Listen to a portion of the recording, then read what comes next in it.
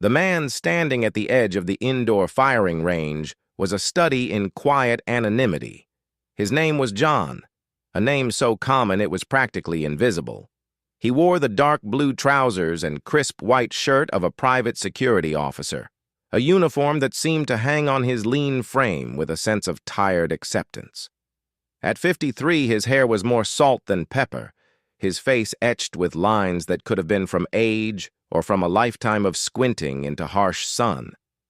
And he held the standard-issue Glock 17 with the reverence of a man handling a library book, checking the chamber as he had been taught, his movements slow and deliberate, almost cautious. To the cluster of younger guards lounging against the concrete wall behind him, he was a source of low amusement.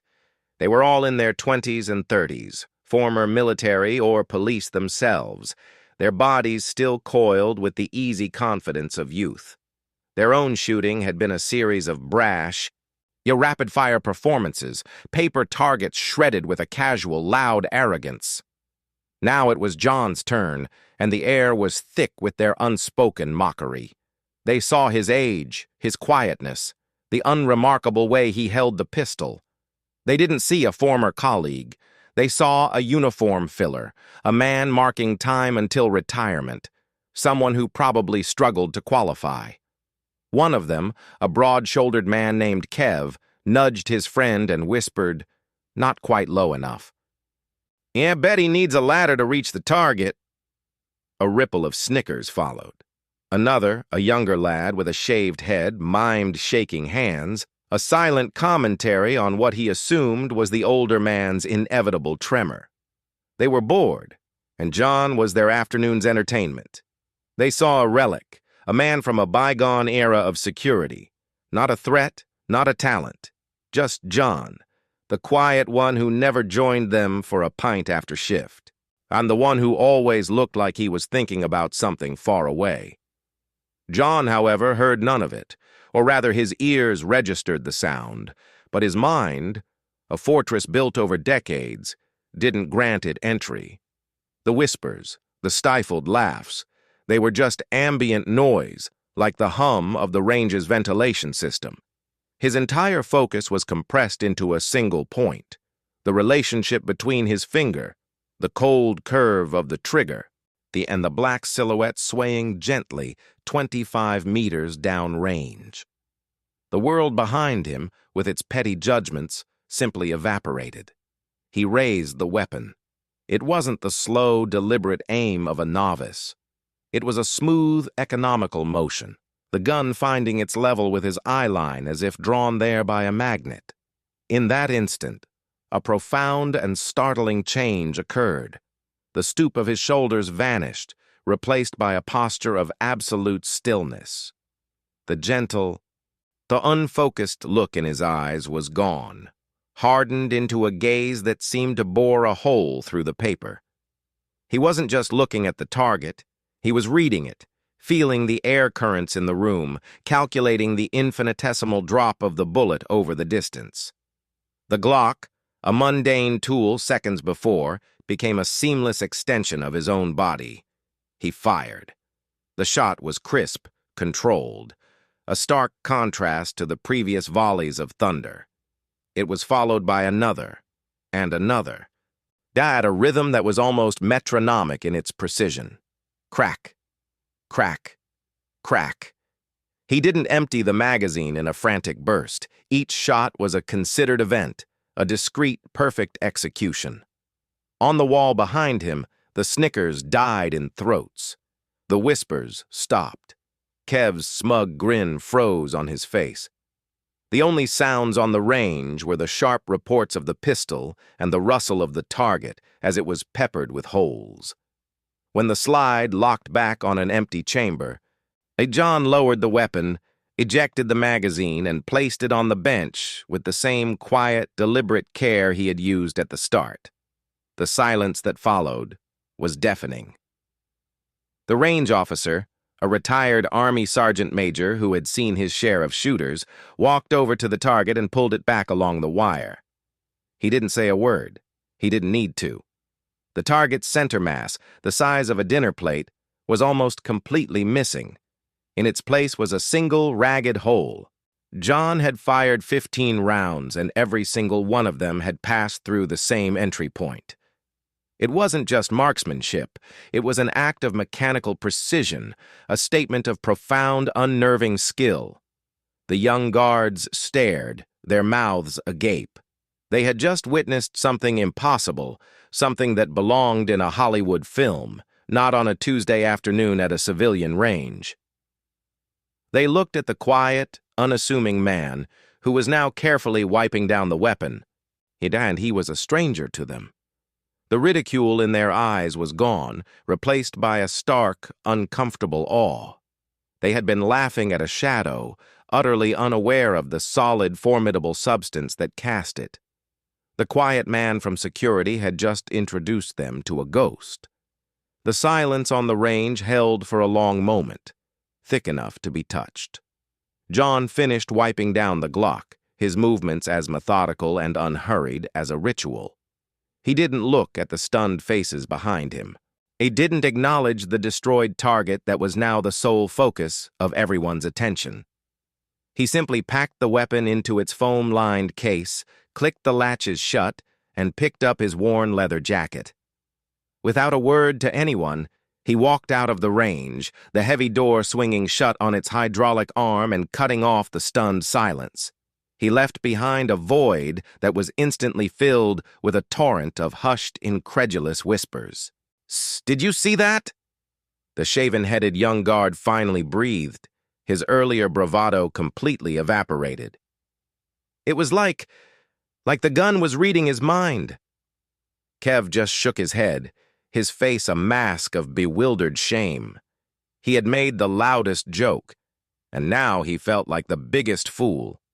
15 rounds, he muttered, more to himself than anyone else. One hole. He had served a tour in Afghanistan, had seen good soldiers, competent marksmen, but this was different. And this wasn't competence.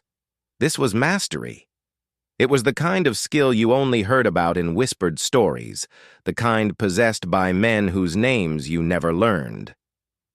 The story of John from security spread through the private security company like wildfire. By the next morning, everyone had heard a version of it.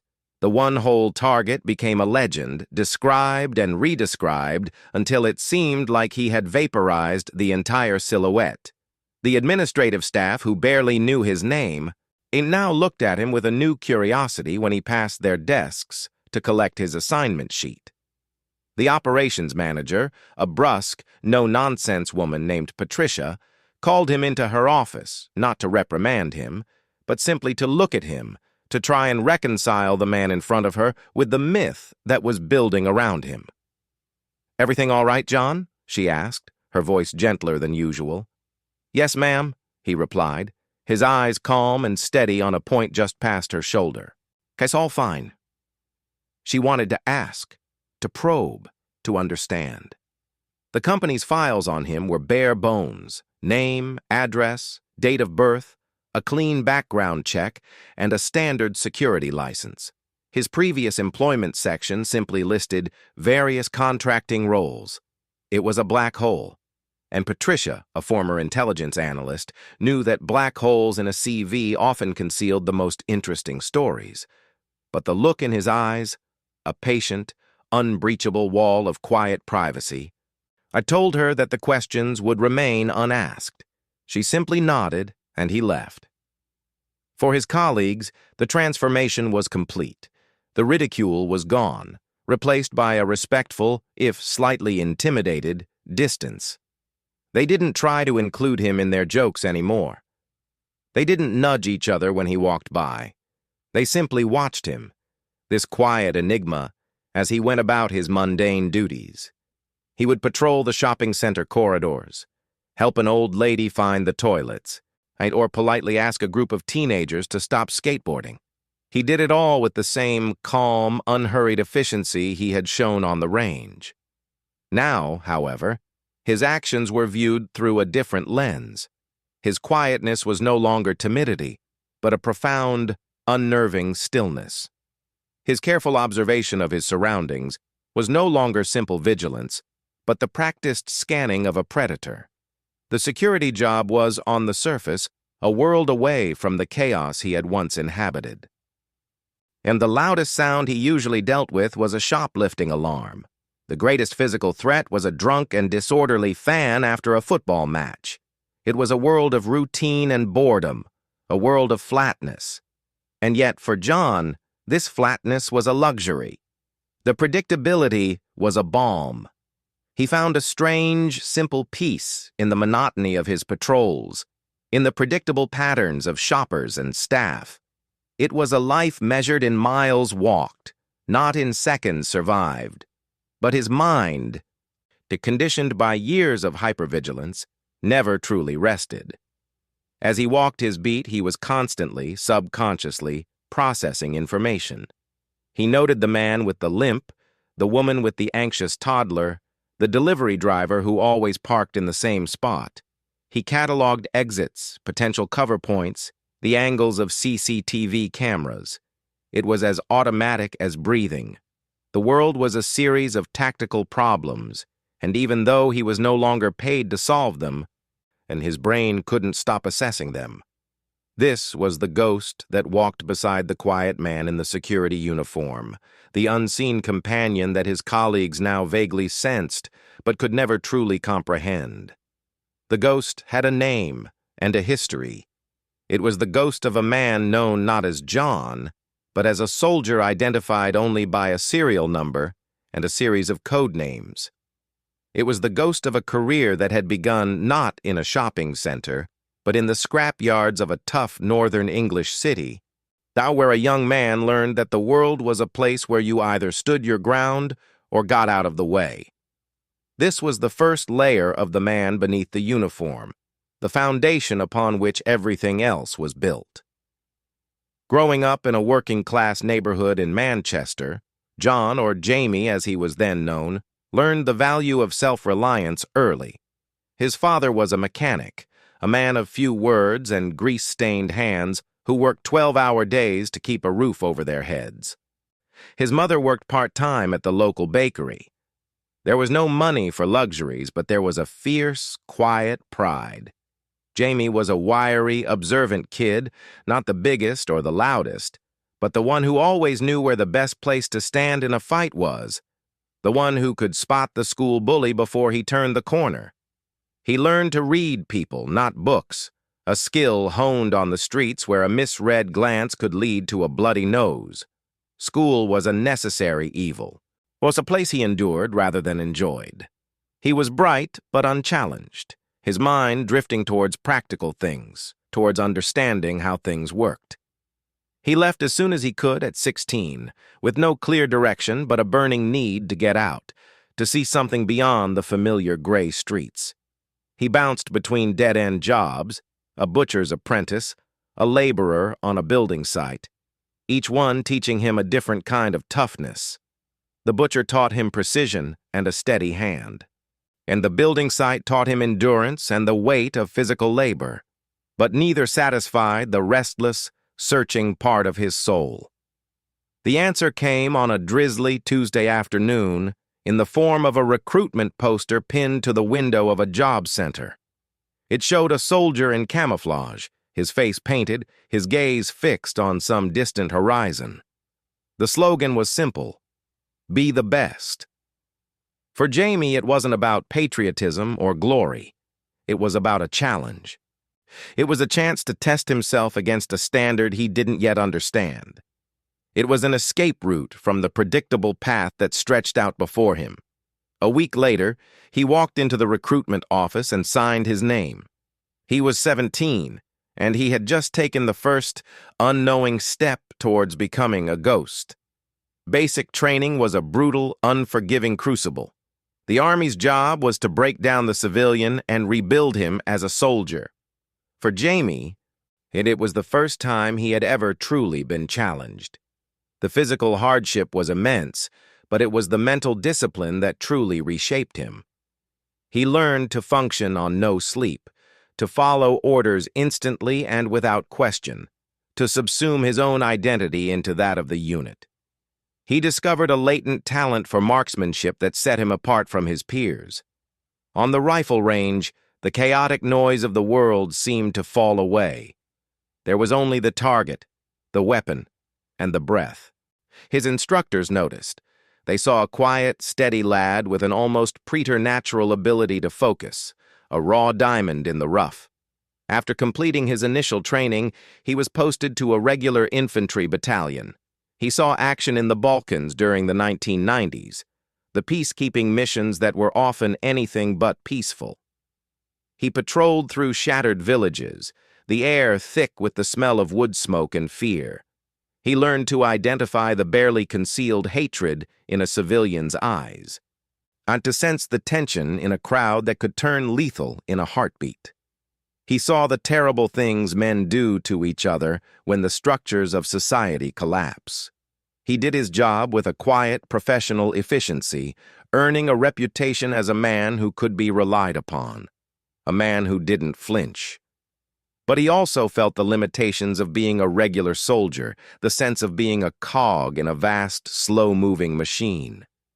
He wanted to be more precise, more effective, and he wanted to operate in the gray spaces between peace and war, where the real threats lurked. He wanted to be where the decisions were made, not just where they were enacted. He applied for selection into the United Kingdom Special Forces, specifically the Special Air Service, the SAS. It was a jump into the unknown, a test designed to push a man far beyond his perceived limits. The selection process was a legend in itself.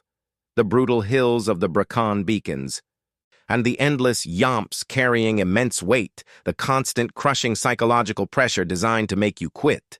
Most did. Jamie didn't. For him, the hills became a private meditation. The pain was just a signal, not a limit. The exhaustion was a state to be managed. He focused on the next step, the next ridge, the next hour.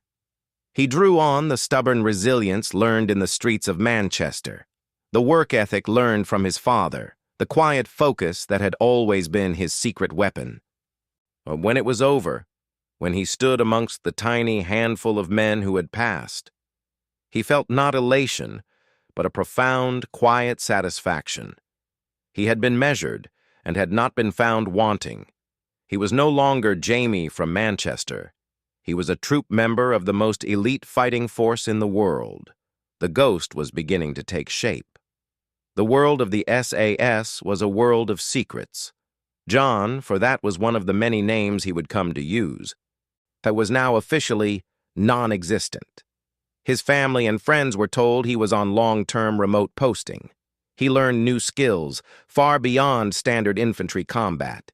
He became an expert in demolitions, in advanced surveillance, in unarmed combat. He learned to speak other languages, to blend into any environment, to become a chameleon. He trained in desert warfare, Arctic warfare, jungle warfare. He was taught how to be kidnapped and how to resist interrogation. And he was being forged into a weapon of incredible precision, a scalpel instead of the Army's blunt hammer. His first operational deployments with the regiment were, and would remain, classified. They were the stuff of whispered rumors and heavily redacted documents. He operated in the shadows, in places whose names the public never knew. His job was to gather intelligence, to conduct direct action missions, to remove threats before they could materialize. He worked in small teams of men he would trust with his life, men who became closer than brothers. They operated with an autonomy and speed that was unimaginable in the regular military. They answered to a different chain of command, one that existed in a world of classified briefings and windowless rooms. One of his early defining missions took place in the mountains of a country that was little more than a dot on a map for most people. His four-man team was inserted by helicopter under the cover of a moonless night to track a high-value target, a terrorist facilitator moving between safe houses. For 6 days, they lay in hide sites, barely moving, existing on water and high-energy food, watching a remote mountain village through high-powered optics.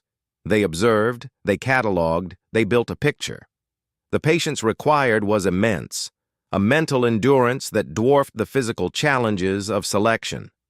On the seventh day, and the target moved, and they followed, a ghostly presence on his heels. The mission culminated not in a blaze of glory, but in a brief, silent takedown. The target was captured and exfiltrated without a single shot being fired.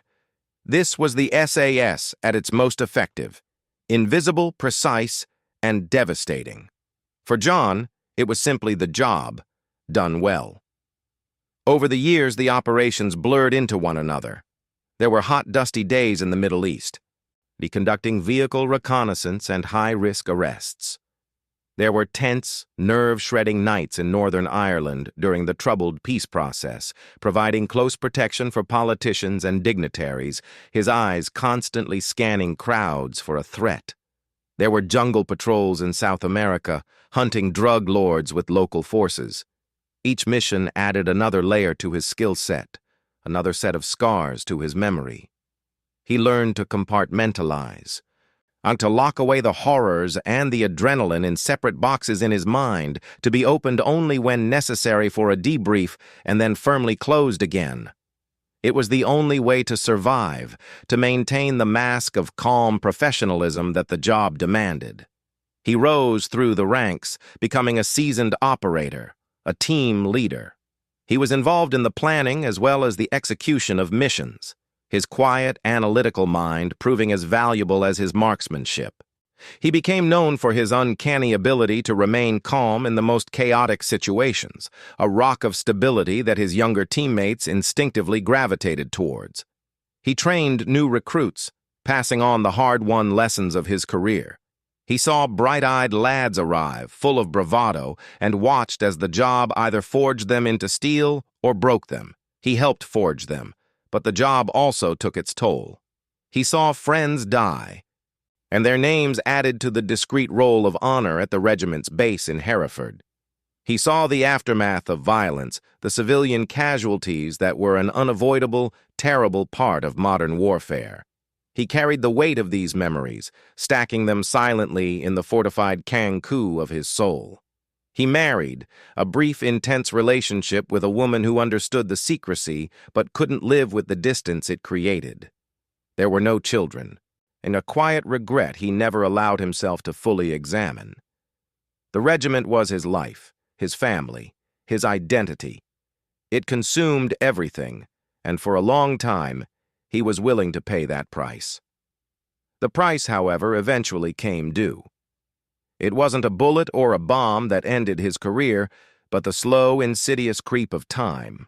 After 2 decades of living on a knife's edge, his body began to send him signals he couldn't ignore, knees worn down from countless patrols with heavy packs. A recurring back problem from a rough parachute landing, the cumulative effect of years of high-impact training and operations. He was no longer the 25-year-old who could yomp all night and fight all day. He was still skilled, still lethal, but the physical demands of frontline duty were becoming a struggle.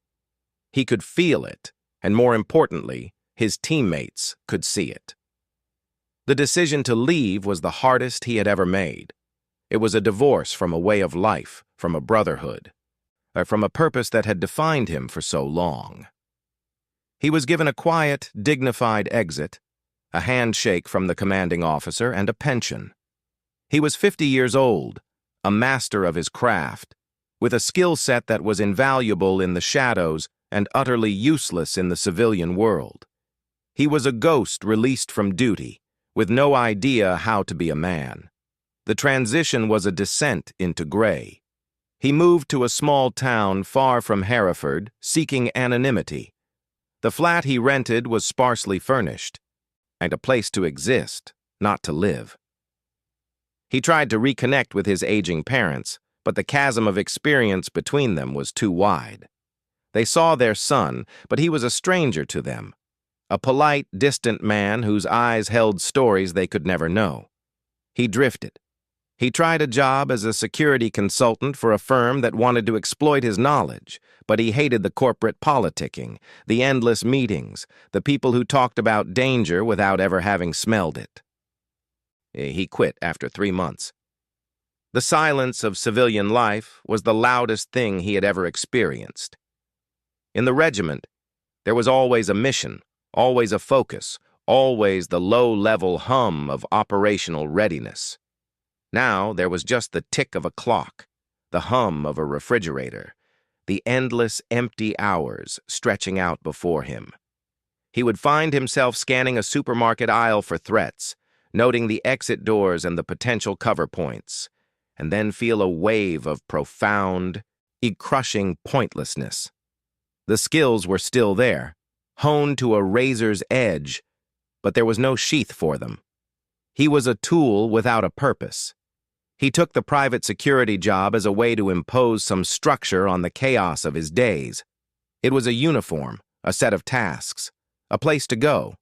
It was beneath his capabilities, an understatement so vast it was almost comical, but it was something.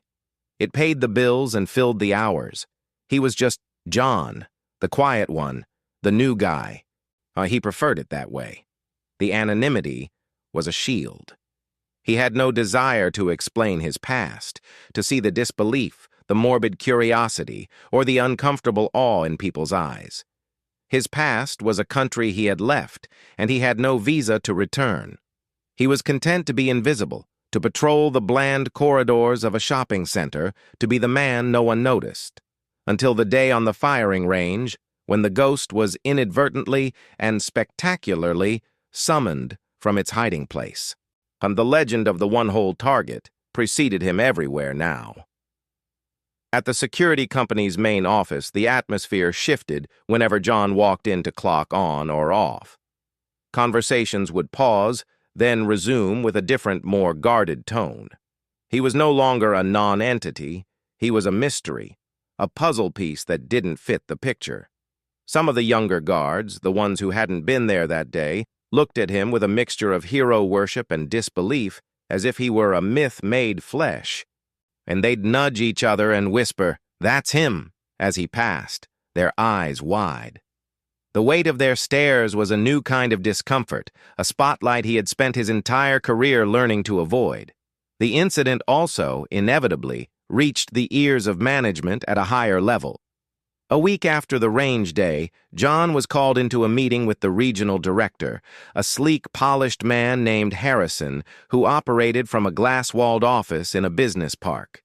Harrison was all smiles and firm handshakes, his office decorated with motivational posters and framed certificates. He offered John a seat and got straight to the point. He had heard about the impressive display at the range. He was always on the lookout for talent. He had a proposition. "We have a number of high-profile clients," Harrison explained, leaning forward with a conspiratorial air. "CEOs, celebrities, people who need more than just a uniform at a door. Close protection work.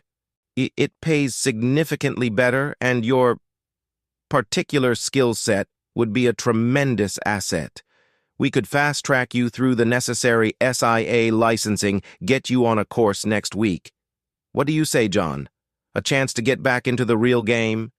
He presented it as an opportunity, a promotion, a way out of the mundane. For anyone else, it would have been a dream come true. For John, it was a door opening onto a world he had fought so hard to leave. Close protection.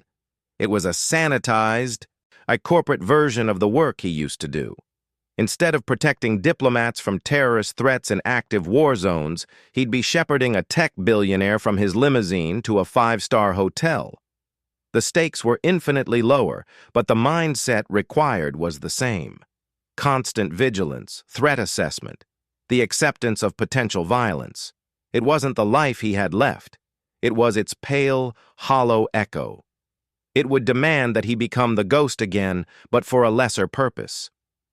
And he looked at Harrison, at his expensive suit and his eager, ambitious eyes. The man saw a resource, a weapon to be deployed for profit. He didn't see the years, the weight, the quiet desperation for peace.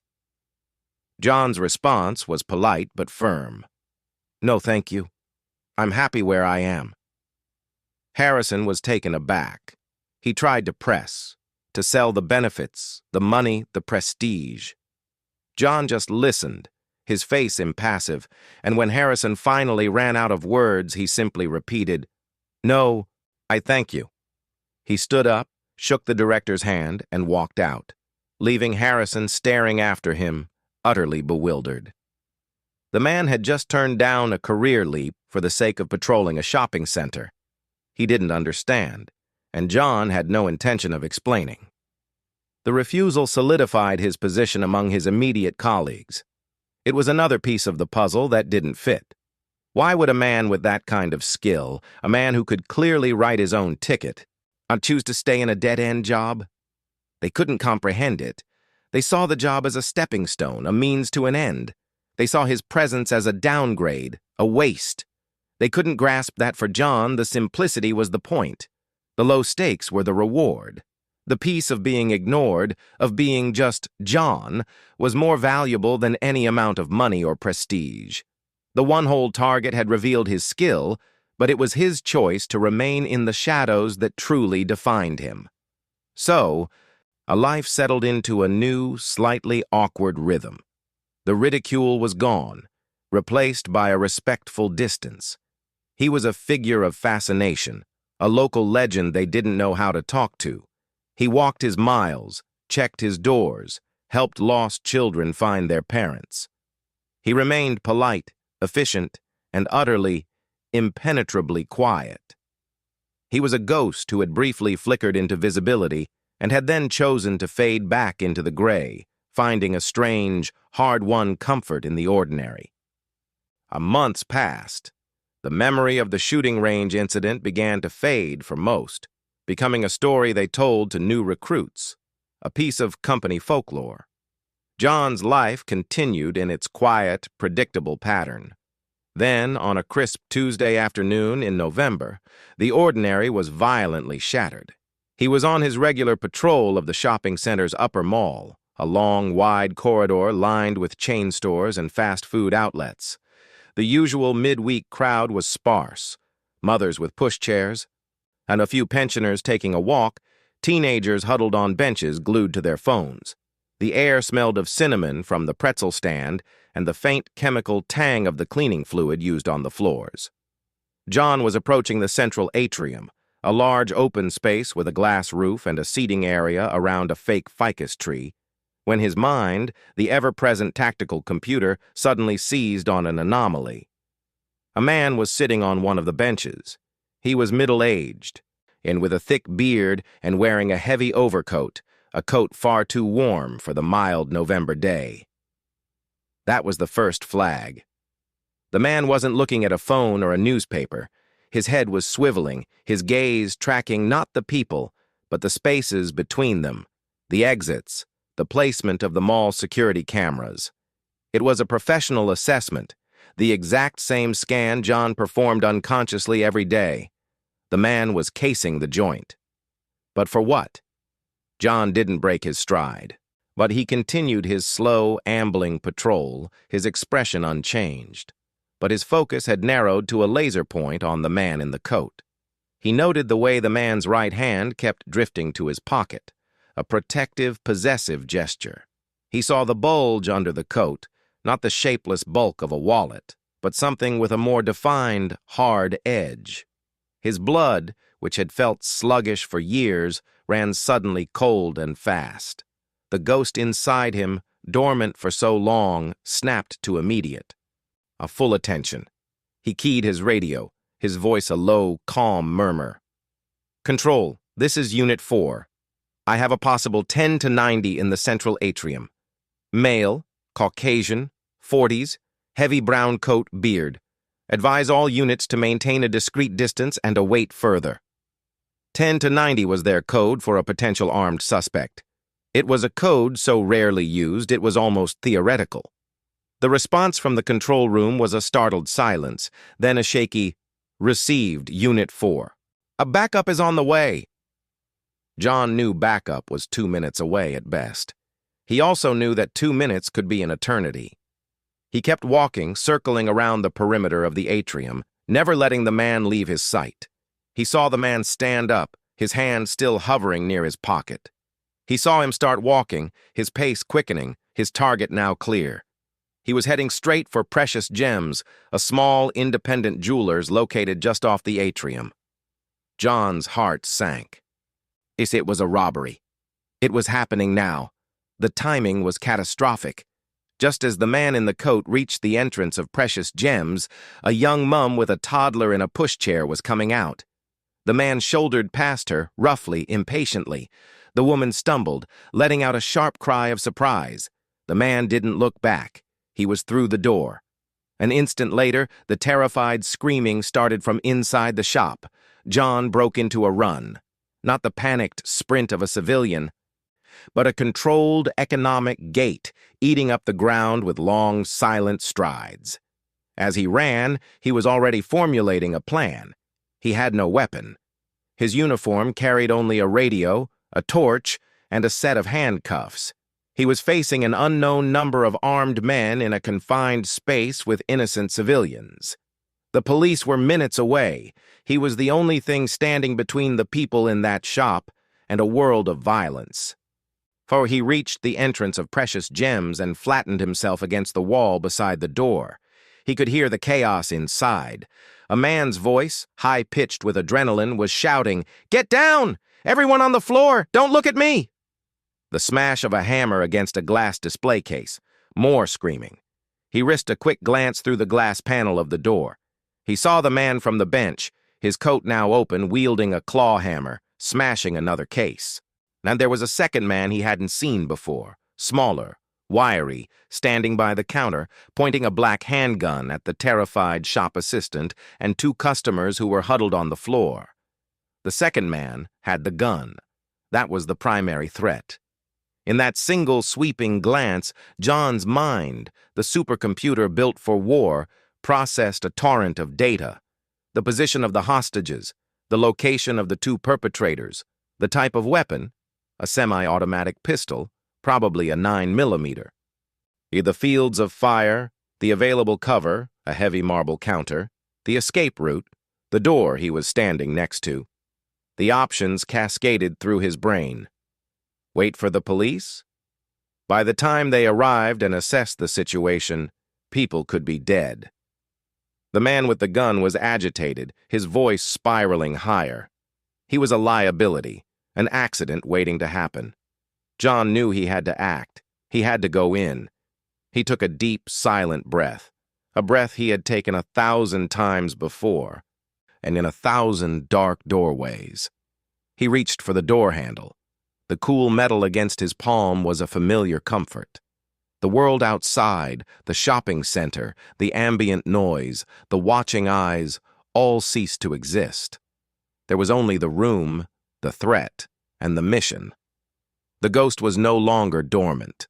He was fully, terrifyingly awake. He opened the door. It was not a dramatic, splintering kick. It was a swift, silent slide, just enough for him to slip through. He moved like water, eye flowing into the space, his eyes instantly locking onto the man with the gun. The man was half-turned, his attention on the terrified shop assistant he was screaming at. He never saw John coming. John closed the distance in 3 silent, explosive strides. There was no thought, only pure, practiced motion. His left hand shot out, not to grab the gun, but to pin the man's gun hand against his own body, trapping the weapon and preventing him from raising it. At the same instant, his right hand, a blade of rigid flesh, slammed into the side of the man's neck, a precise, devastating strike to the carotid artery. It was a technique designed to cause instant, temporary paralysis and loss of consciousness. The man's eyes went wide with shock, his mouth opening in a silent O. His legs buckled, and John guided him silently to the floor, his gun still trapped and useless. The entire takedown had taken less than 2 seconds. The man with the hammer, and who had been focused on filling a bag with jewelry from the shattered cases, finally registered the movement. He spun around, the hammer raised, his face a mask of fury and disbelief. He saw his partner on the ground and a security guard standing over him. He let out a roar and charged, the hammer arcing through the air towards John's head. John didn't flinch. He sidestepped the clumsy, adrenaline-fueled swing with the ease of a matador, letting the man's own momentum carry him forward. As he passed, John brought his forearm down in a brutal, efficient chop across the back of the man's neck. The robber's legs flew out from under him, and he crashed face first onto the polished floor, the hammer skittering away across the tiles. He lay still, stunned and groaning. Silence. A profound, ringing silence descended on the shop, broken only by the ragged, terrified sobs of the hostages. John stood in the center of the destruction, glass crunching under his shoes, and the two unconscious men at his feet. He wasn't even breathing hard. He looked down at the gunman, then at the other. He bent down and calmly picked up the discarded pistol, ejected the magazine, and cleared the chamber, his hands moving with the same quiet, methodical precision they had shown on the firing range months ago. He placed the disassembled weapon on the counter, well out of reach,